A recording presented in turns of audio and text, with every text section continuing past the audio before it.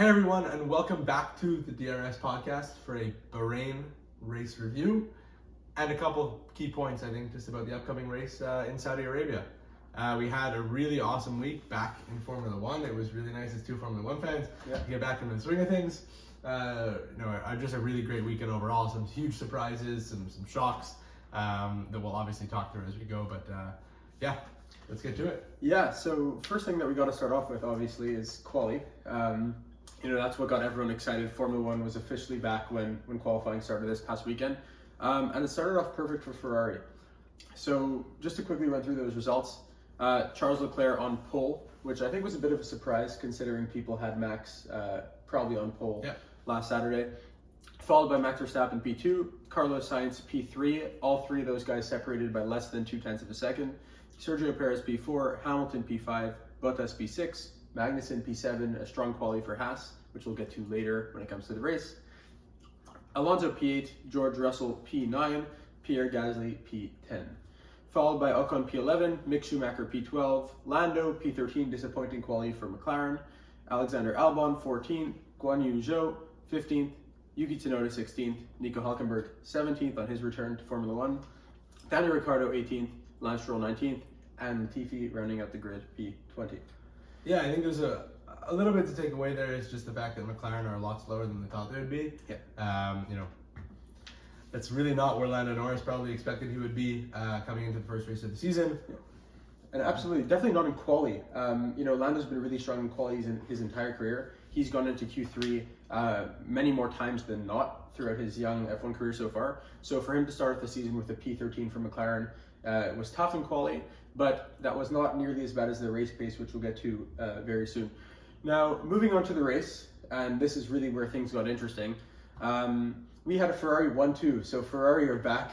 They're back at the top. It is. It's quite impressive to see. I think the past few years for Ferrari, especially 2 years ago, were super tough. Yeah. Nowhere close to where they want to be. But people can't forget that Ferrari is Ferrari's a winning team, right? Yeah, Ferrari's the most successful team in Formula One for a reason, and exactly. they have wins on wins, championships year after year. They were a dominant force for a really long time. So it's really nice to see them back, and we'll see if they'll continue. Two super talented drivers. Yeah. I think with that type of car under them, we'll be seeing a lot more of that throughout the year. Absolutely. Just to quickly run through the results of the race itself, we have Charles P1 leading home with Ferrari 1-2 from his teammate Carlos Sainz. Hamilton with a little bit of a surprise P3 from Mercedes, which very surprised, which they were definitely quite happy about. George Russell P4, strong showing for him, starting P9 in the race. Kevin Magnussen, an amazing result for Haas in P5. Valtteri Bottas P6, followed by Ocon, Tsunoda, and Alonso P9. Zhou Guanyu P10, Mick Schumacher P11, just outside of his first F1 points. Lance Stroll P12, Albon P13, Danny Ric P14, Lando, Latifi, and Hülkenberg next, followed by Perez, Verstappen, and Gasly, who all DNF'd, which we'll get to very shortly. But now back to the race results. I think it's really important to mention that even though Mercedes had this great result of Lewis getting a podium, George P4, which based on where the car is strong, after about 35 laps of the race, they were 30 seconds off the pace. Yeah, I mean, it just shows that their race pace really wasn't there. Yeah. I think everyone got a little bit lucky with the two Red Bulls DNFing, right? I mean, everyone moved up two spots, right? The Haas result of Kevin Magnussen in P5, Mick in P11 just missing out on the points, right? Those are two really strong results. And in Formula One, you take what you get, right? Especially when it comes to a team that has not had that success in a long time, right? So they're full right to celebrate it. But had those two Red Bulls finish the race, even had Sergio Perez rounded the last corner and crossed the line and not let his engine blow, they're each down at least one place, maybe two, sure. If Max's engine didn't go as well, right? So that P5 could have been a P7, P13, It's great, but those two spots definitely helped them, bump it up a little bit. Yeah, you definitely have to keep it in perspective, like you said, based on the situation that they were in. Gasly also had a DNF, but he was in the running with K-Mag for some good points there as well. But just to bring it back to Mercedes for a bit, that just shows how much they're really going to have to improve over this next week, because they were 30 seconds off the pace in 35 laps. Now, how do you find a second to be in that title fight? because, you know, in order to challenge for race wins, especially next week, which we'll talk about soon, going into such a high-speed track, they're going to need that top-end speed. For sure. They're going to need to be competitive. They're going to need to be able to overtake. And it just didn't really seem like they were going to be able to do that at all in Bahrain. I agree. But we'll see if they improve. Now, like you mentioned, K-Mag with an amazing result for Haas, P5, and Lovely to see. yeah, I think it kind of felt like Haas won the World Championship right then and there, based on how they were celebrating, based on how F1 Twitter was reacting. It was really, really amazing to see, and I think that just made all types of things happy. Gunther Steiner had become a fan favorite from Drive to Survive, Yeah. so I think a lot of people were very happy to see him smiling for once instead of swearing profusely. So 100%. And now everyone's going to go join the Steiner ship, exactly. which is the Haas bandwagon of the Yeah. season. So I think everyone's just really excited to see how they do moving forward.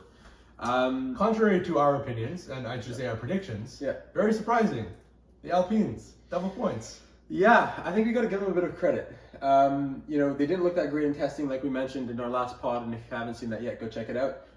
You know, they really didn't have amazing pace, but they really surprised us this weekend. They were strong throughout. Esteban Ocon in particular, you know, had some really solid pace, put some moves on his teammate at one point during the race. And yeah, double points for them is a strong result, I think. They weren't the only ones to double points, surprisingly. Alfa Romeo, Zhou Guanyu, Valtteri Bottas. Yeah, Pretty what can you say? The guy's a rookie, first race in F1 for Zhou Guanyu. And you can see how much it meant to him. He was in tears after the race. I mean, Yeah. to put that Alpha in P10. Yeah, and for Props Valtteri to as well, 100%. And for Valtteri as well, you know, just a great result for the team. Valtteri had a really tough start to the race. Dropped, I mean, classic Drop Valtteri. like a brick. Yeah, dropped a little bit like a brick, all the way down to P14 in the first lap from P6, which is a disaster. I mean, Disastrous. maybe Sean would do worse, but I'd probably do better. And then, you know, just had really strong race pace, had some nice overtakes, got stuck behind Tsunoda for a bit, which was a little bit of a flashback to last year. Yeah. But yeah, pretty strong result for Alpha. They're actually fourth in the Constructors' Championship right now, coming out of race 1. After one race, man. I know it's race 1, but, you know, they're going to hope that they're going to hold on to that for a little bit. For sure. So yeah, just a strong first weekend for them. So the only Honda engine to finish the race, Yuki Tsunoda. Yeah. Yuki, I mean, he was pretty solid. It's P8. It's for Alpha, you know, AlphaTauri. Yeah. It's probably slightly better than where they expect to be for the most of the season. You know, Right. that team had really strong results last year here and there. Yeah. But you know, P5 in the championship is probably realistic, right? So it's nice to see you know Yuki there. He had some tough races last year, Yeah. some decent results, but to start off the year in the points, I think is you know a very good result. Right, and Yuki's one of those guys who going into his second year in Formula One is going to be someone that a lot of people have their eye on because they want to see him improve. They want to see him rack up some solid results week after week, really develop that consistency that Red Bull and AlphaTauri want from him. Absolutely. In order to match up against Pierre. And I think it's really important for them that in a race where Pierre had problems, that Yuki came in and still got solid points for the team. Yeah, and I think you know we saw that a lot, like you mentioned, a lot in the Red Bull umbrella is that you know if one driver has a bad day, they really bank on the fact that other guy is scoring points for them. Right? When it was Alex Albon, when it was Pierre Gasly, and it wasn't happening with and those it wasn't guys. happening. Right. This is good to see. Right. That's exactly what I think AlphaTauri would want. And now moving on a little bit to two teams that I think have a lot of F1 fans and that a lot of people really wanted to do well. Aston and McLaren had an absolute shocker of a weekend. I'd say Aston Martin less of a shocker, definitely very disappointing. Right. Yes. Right. Considering where they finished last year. Right. You know, it wasn't like the 2020 season. Right. So they had obviously done worse last year. I think people expected them to do a lot better this year. You know, right now they haven't at all. Clearly.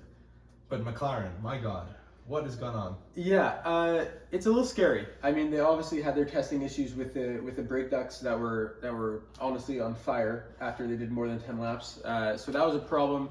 Danny Rick had COVID. They lost a lot of laps when it came down to testing.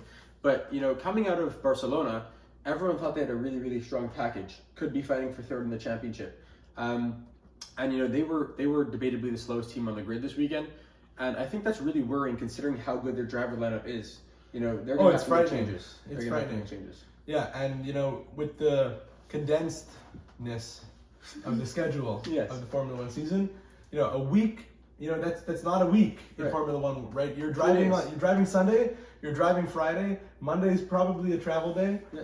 You know, you have probably 3 days to figure things out. You're not, there's work being done back at their factories, but they're still in transit, right? I mean, they're not rehashing their entire car between race 1 and race 2, right? They're doing whatever they can, but it's hard to bring those upgrades so quickly. And I think for McLaren, especially coming off a tough first race, they have to be patient, right? If they jump too quickly into a panic, then it can be really problematic for their season moving forward. So I think if they, especially not to freak out again if they have a bit of a tough result this coming weekend in Jeddah, I think that there's a strong possibility that's the case, because you can't fix a car in 1 week. For sure. But they're a strong team. They have great leaders in Zach Brown and Andreas Seidel, 2 great drivers. So I think if they take their time, they focus, they get this car right, they'll be right back where we expect them to be. 100%. And it was proven over the past 4 or 5 years that McLaren was really in the gutter a couple of years ago with Fernando Alonso was there, and they had phenomenal finishes over the past 2 seasons.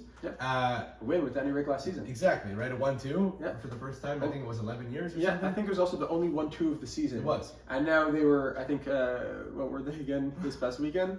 They were P14 and P15 in a race where only 17 cars finished. So, I mean, that's basically the opposite. Yeah, so, look, I think they'll get back there. They just need to, I think, calm down a little bit, right? Regroup. Regroup.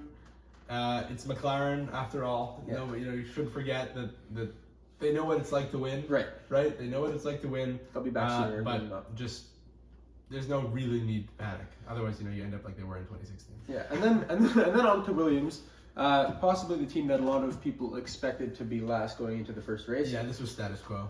Status quo. I mean, Alex put in a really solid performance to get into Q2. I think that was a little bit there's a little bit of George Russell residue left in that seat, and he really put in a nice lap in Q1. Put in another good lap in Q2 to quali. I think it was P13 or P14. And yeah, so strong weekend from him. He showed some solid pace in the race, although he almost crashed into Carlos Sainz leaving the pits, which was a little bit scary for Carlos, who came on the radio a little bit upset after that. But yeah, McLaren a little bit kind of where we expected. They're going to be working hard to try and move forward this season. But now, possibly onto the most important thing of this race is both of Red Bull's engines cutting out within 3 laps of the end. Yeah, really not great when it comes to reliability, isn't it? No, that's definitely not what they want. It has to do something with their fuel system. This problem that cost both cars podium finishes this weekend. Max fighting for not just podiums, classifications. They DNF, right? 0 points. Absolutely. And Max was going strong for a P2 in a race where it seemed like that was probably the best result that he can get. Charles Leclerc had an amazing race. He was ahead. He was slowly increasing that gap. And Max had a solid P2 going, and then there goes the engine. So, I mean, what type of, problem is that going to cause them now, going down 44 points on Ferrari after the first race? Yeah, we'll just put in perspective. Last year's championship battle, just 28 points the difference. Right. For the Constructors' Championship. Over 22 races. Right? So, 44 in the first. I mean, it's a long season, 23 races, but at the end of the year, it was a 28-point difference. Yeah. Which is smaller than the gap that exists right now. Just shows that one weekend can really, although the season's very long, this one weekend can have massive implications on the championship. And just another thing to mention in time for Saudi, where do we think Mercedes are going to be? Yeah, it's a good question. Like we said, that 3 and 4 last week was probably better. Than they really it was better than where they really are. Yeah. It's going to be tough to tell. Jeddah's a disgustingly fast track. A little bit dangerous. And Mercedes has been having issues in straight line speed with the porpoising that we spoke about. Yep. How quickly can they fix those issues from 1 week to the next? Same thing like McLaren, obviously at a smaller scale. Yep. I'm sure everyone's been working extraordinarily hard to fix those problems, especially when you have Lewis Hamilton and George Russell in your car. Absolutely. I think it'll be interesting to see. Yeah, and they just have to. I think this week is going to be a little bit similar to what we saw in Bahrain. They might even be a little bit worse off because they have all these long straight, super crazy fast corners where top end speed does matter in Jeddah. So I think it'll be interesting. I still think they're going to be third fastest, but I don't think they're going to be able to make improvements in time for this weekend in particular. I think it's too fast of a layover between Bahrain and this weekend for them to actually put in some good changes, considering how many problems they do have with the car. But I think as more races pass and as we go from weekend to weekend, they're really going to start improving. Now, something nice that we saw. Yeah, I really like this. Which I think nobody really expected going into the season, where Pirelli came up with new tires that were supposed to allow the drivers to push a little bit more. There was super high degradation. And what this means is that the drivers had to do 3 pit stops. Yeah, it's a lot. Especially in seasons, where you had 1 pit stop, the mandatory one. We never see 3 pit stops in F1 unless it's wet. Do we know how many drivers actually did 3? I assume the majority. Yeah, I mean, Charles did 3. Well, almost everyone changed their tires during the safety car. Yeah. So a huge amount of the drivers did 3. Exactly. I mean, it's super cool because it increases the strategy play in what you're doing. I think McLaren, although they were entirely off the pace, Danny Rick ran all 3 compounds in the race. Yeah, it was basically a test session. It was a test session for him, right? He was happy that he ran race length, right? So I think it'll be interesting to see, especially when you go to some other tracks where the deg is even higher. Yeah. I'm just really excited to see, throughout the season, what type of strategy can be thrown into these races, right? Because if you have 2 cars that are really similar when it comes to pace, let's say Red Bull and Ferrari right now, a good strategy can completely change the race for one of these guys. Completely. So I think if we continue to see some 3 stoppers, which I hope we do, it can really be interesting in terms of strategy for this championship. Yeah. Nothing to say on that. You said it well. Yeah. And now that's Bahrain behind us. I think it was a great weekend. Great weekend. Lots to take from it. Yeah. Some really awesome highs.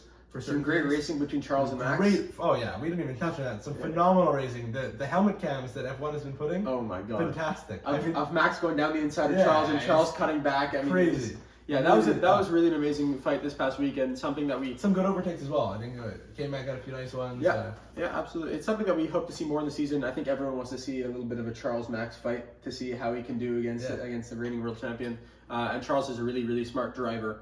So I think it'd be really cool to see what he can do coming up. But now on to Saudi Arabia, on to Jeddah.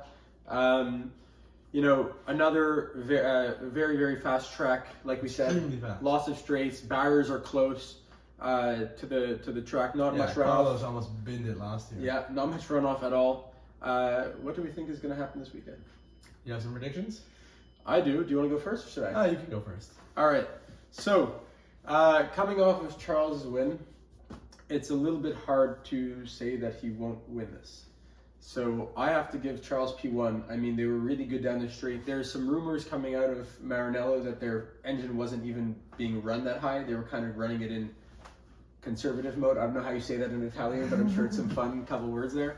But running it in conservative mode, and if they show up to Jeddah and turn it up a bit, I think that their car is really, really good. I think that Red Bull actually will be great in a lot of tracks that have slow speed corners, because that's where they're really, really strong if you look at the telemetry and stuff. But I'm going to go Charles followed by Max and Sainz, because I think Max will just outdrive the car like he almost always does. And Carlos is still getting to grips with the Ferrari a bit, so P3 for him. Okay, so I'm not entirely dissimilar. Okay. I did call Carlos Sainz win last. I did call a Charles Leclerc win last week. Yeah. I had Max and Checo in P2 and 3, which obviously didn't pan out. I'm going to give this one to the other Ferrari boy, the man who I have winning the World Championship, Carlos Sainz. Well, he said he was nowhere close to up to speed on the way he wanted to feel in the car. Yep. A week later, some more running. It's not that much time, but I'm confident that he'll get up to speed pretty quickly. So I have Carlos Sainz winning, followed by Charles Leclerc. Another Ferrari one too. The second one too. Wow. And then I have Max in P3. Okay, so same podium, just different order. Same podium, different order. I think that's great though. I mean, seeing Carlos, for you, if you wanted to win the championship, he has to start winning some races soon. Yeah, absolutely. But I do think, it will be interesting to see what the rest of the top 10 looks like. Can Haas put up another good weekend? If Alfa Romeo enters the points again, what happens to McLaren and Aston Martin and Alpine? Yeah. All the teams who expect to be scoring points on a regular basis. Yeah. Right? It'll be really interesting to see how close this gets, right? If you had a weekend where Alfa Romeo scored double points, Alpine scored double points, AlphaTauri had 1 point, or one place in the points. 4 points. Next weekend, maybe McLaren turns it up. Right. Not this weekend, but maybe in 2 weekends. McLaren turns it up, they're in the points. Williams sneaks a point, maybe, right? Aston Martin. This could be a great midfield fight. right? Every week you can have like 3 different teams in P4, 5, 6, Yeah. and then in 7, 8, 9, 10, right? And it can swap every weekend, which I think is really what F1 had tried to do this year. Yeah. I think as And time so progresses, far we're seeing it. and as time progresses with the salary, with a cap on how much these teams can spend, I think you're going to see that, especially sure. as the seasons go by and as this season goes by, and Yeah, each team because continues to improve and understand their car more. The amount you can develop is also capped, I guess, in a sense, right? Exactly. So Yeah. And one more thing about this coming weekend in Jeddah. Last year we had quite a few safety cars, quite a few safety car restarts, quite a few standing starts. Yeah. Over under 2.5 safety cars this weekend, Sean. I'll take the under on that. You're gonna take the under. Yeah. Wow, I think it might be a little bit of carnage. I think we can see 3 safety cars this weekend, but we'll see what happens. But yeah, anyway, that's it for this episode of the DRS podcast. We want to thank you for listening and watching. As always, make sure to like and subscribe if you haven't already. And yeah, we'll see you next week. We'll see you next week. Thanks again.